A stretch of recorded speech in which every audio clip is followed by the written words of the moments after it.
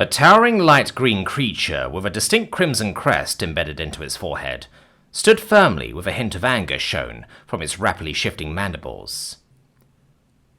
"Worker 121, explain yourself," the creature said in Galactic Common. A much smaller green creature with a light blue crest embedded in its chest looked down to gather its thoughts.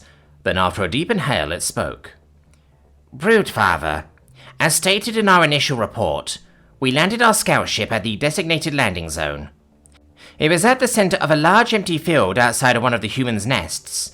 The cloak field was active and showed no signs of degradation, so we disembarked and made our way to survey the nearby wildlife that the humans domesticated." The creature placed an appendage near its eye socket, rubbing the outer shell to soothe itself. "While scanning one of the rounder white animals, our warrior kin was suddenly and viciously attacked by a four-legged monstrosity.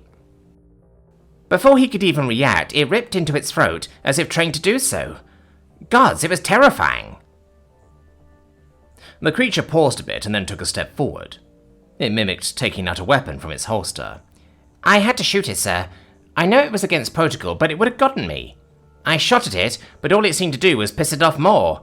It took several more shots to get it to retreat, but by then..." Bile exploded from the creature's mid-region. The larger creature took a few steps back, while several others with yellow markings went to clean it up. "Our warrior was torn to shreds, but that was the least of our worries. The sounds of the attack and me discharging my pistol awakened the humans. We saw lights activating inside the nest, and one of them coming out nearly naked. He yelled out for, Sally?" "There is no such animal named Sally in the database. Maybe he was calling out to his own?" The red, large creature chirped. "No, we believe he meant the monster that attacked us. It returned to him, limping from the pulse blast from earlier. We saw him take it back inside, so we decided to head back to the craft and call the mission off."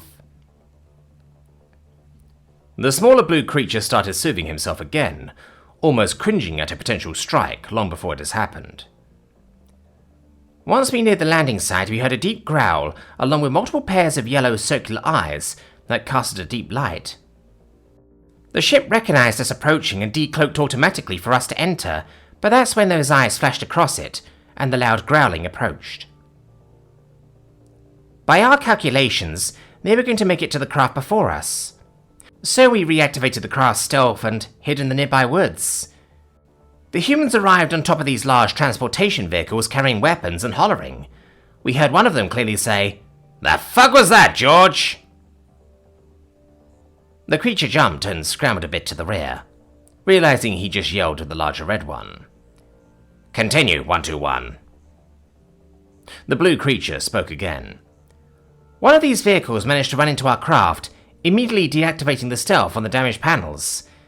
It wasn't long until they found the entire ship." "So, they must have called their nest mother then, and had it retrieved?" the red one asked. "No, one of them asked about that, but the man who was barely clothed said, 'Fuck that, I don't want the ATF in my fucking shed. Let's bring it to Dave in the morning.'" "So, what happened to it?" the red one asked. "They got a bunch of hooks and metal chains and literally pulled it from its landing site. Broodfather, they dragged our scout ship at least half a mile across their field to a larger wooden nest separate from the one earlier." "So we can retrieve it then?" the red one asked, while he nodded to a yellow-marked creature. "Broodfather, we all thought the same. We can't. Not without utilizing onboard weapons. The humans are there and protecting it. They are all armed. They are dressed differently, but very much look like the human warrior kin we see on our pass over the fortifications." The blue would stand up straight and began to plead. "If we go down there again, there will be casualties." The red one thought a bit and then waved him off with one of its appendages. "They are just humans. We have enough warrior kin to begin a small invasion.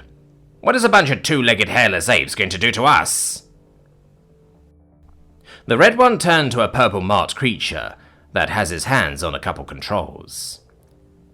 "Pilot 130, make your course to what they call Florida. We are getting our ship back."